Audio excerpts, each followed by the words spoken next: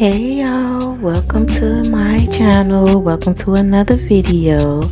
How you guys doing? I hope you guys enjoyed your holiday. We're gonna jump right into it. This is gonna be a very quick little 5-minute video on how to make apple dumplings.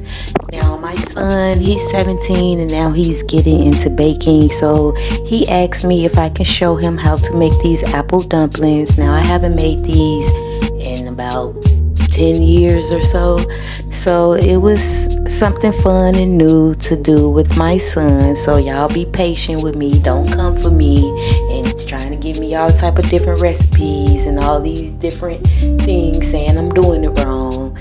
I just want you guys to take this recipe. If you like it, give it a try. If you don't, then that's fine too. It's a simple, quick, easy recipe that I think you guys will really enjoy. So I hope you enjoyed this video. Give me a thumbs up. Don't forget to comment, don't forget to share, and definitely don't forget to subscribe. Enjoy the video and I'll catch you guys on the next one. Bye.